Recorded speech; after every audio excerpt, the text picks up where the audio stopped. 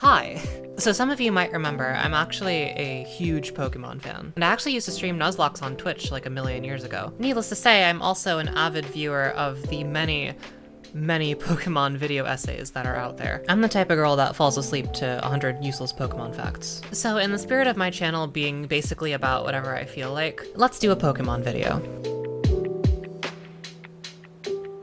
Look, first things first, this video is all just my opinion. Video games are art, and art is subjective. I'm just saying, if I insult something you like, it's just my opinion. Please don't be mean to me. But I guess what prompted this video for me is how underwhelmed I still am by Pokemon Scarlet and Violet. And I know we're kind of past the whole the game looks and runs like shit phase of our criticism, but this video is not really about that. As a long-time avid Nintendo fangirl, I've been making excuses for Nintendo's graphical inferiority for forever, so this stuff really doesn't bother me as much as it's just kind of funny. No, my problem with Scarlet and Violet is that they just don't quite feel right. When the games launched in late 2022, they essentially represented Game Freak's boldest step yet into the open world format. After Legends Arceus tested the waters, Scarlet and Violet sought to expand this to a much bigger and now seamless open world. The result is a game that simultaneously showcases both the reasonably impressive potential and ever-present limitations of Pokemon in the modern era. Now, to be fair, I actually do find a lot pleasant about the Paldea region. It's bright, vast, and honestly really impressive at times. And I mean, I like Spain as much as any Italian girl possibly can. Though part of me wishes they did go with Italy because I really feel like it could have worked well with what they were going with. But I digress. Of course, a major flag point of Scarlet and Violet was the fact that you could technically do all the major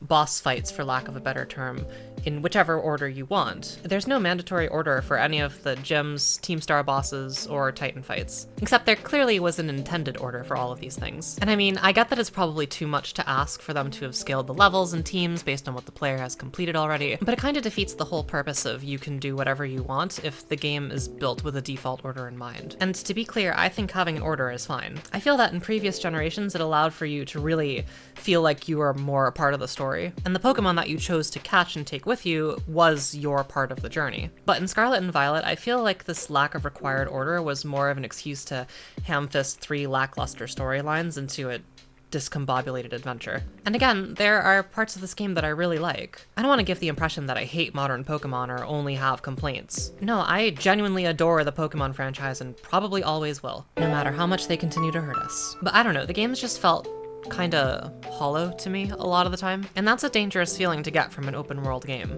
Because if your world feels hollow, it's not just incredibly distracting, it's fundamentally not exciting.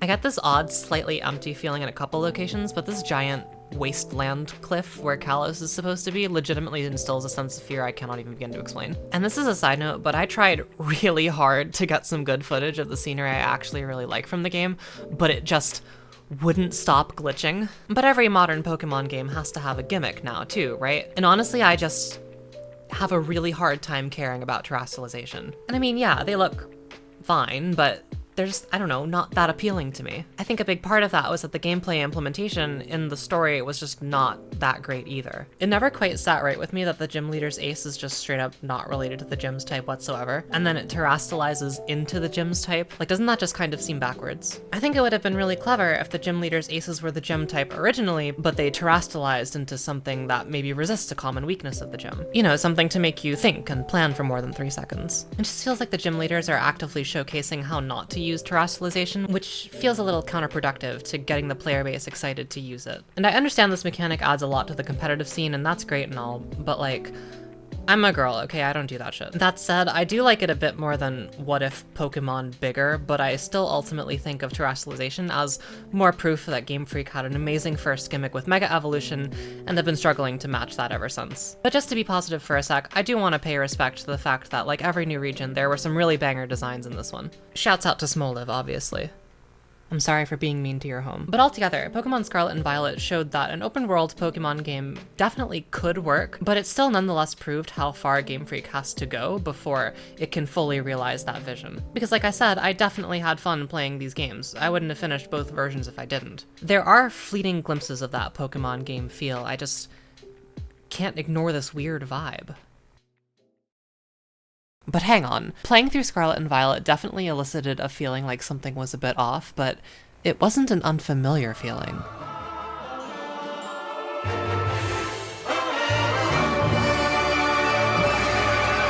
Yeah, I'm serious. I really believe that Sun and Moon are the games that changed everything and got us to where we are right now. I feel like we usually think of Gen 6 as the generation that changed it all. I mean, because we finally went to 3D, there was another major direction switch in terms of the game's cultural inspiration, and of course it was the first time since Gen 2 that a new type was added with Fairy type. But for all the major changes that X and Y did, it still felt like Pokémon to me. X and Y gets a lot of flack for being simplistic and easy and having kind of a silly story and why do all my rivals have no personality? But I still beat 8 gyms, all the Pokemon looked like Pokemon, and the story was, sure, maybe a bit boring, but familiar. And I honestly think we don't give Game Freak enough credit for how well these new ideas were implemented. To me, Mega Evolutions and adding Fairy type onto older Pokemon is a inoffensive and respectful way to add on to something that we already know and care about. And I mean, seeing them in game, it just immediately worked and made sense. This is to say, for all the critical attention we give to Gen 6, I think Gen 7 is really where shit went off the rails. I feel like in the Pokemon community we all seem to mostly just like ignore Sun and Moon like it was some kind of collective fever dream, but let's not forget that these games were the first of their kind not to have a gym challenge. And I know we butchered this point to death when the games came out, but it doesn't just speak to how powerfully different the Pokemon experience was without gyms, but it also, more importantly, shows how much the devs were willing to sacrifice in the name of innovation. Where Mega Evolutions were exciting and high energy and honestly really stunning design work in many cases, Z moves feel more like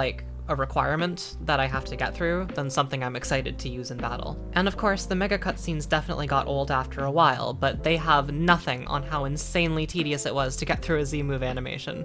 I mean, I honestly do not understand why so much time is taken up by this.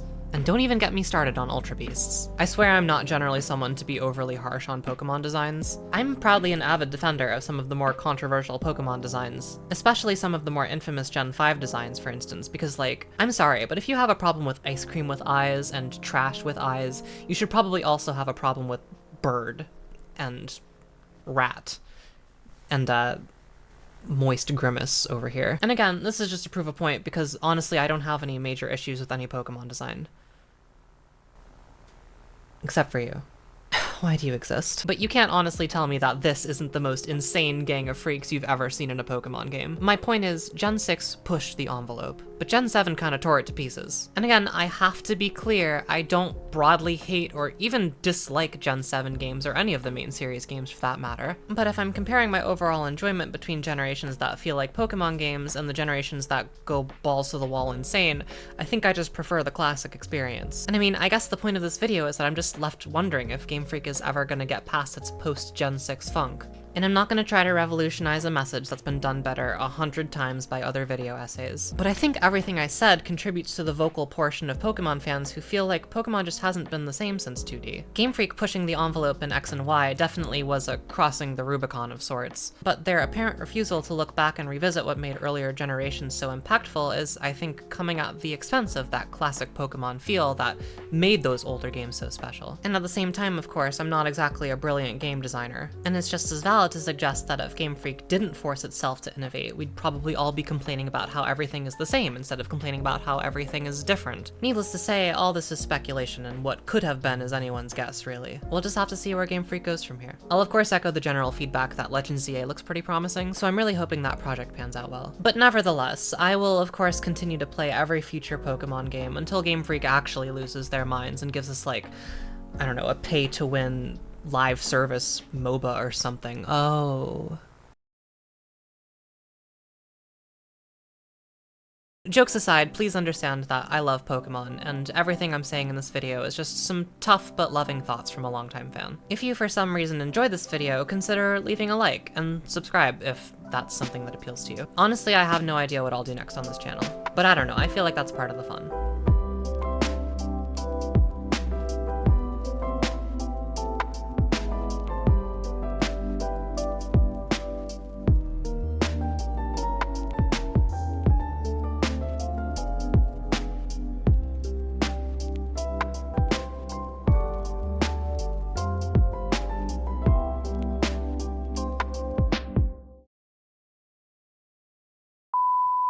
So, as some of you might remember, I'm actually a huge Pokemon fan. Fucking...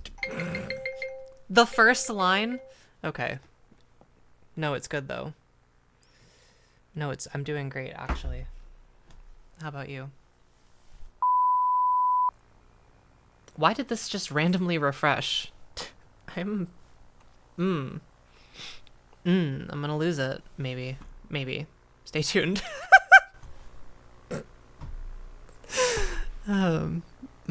Okay.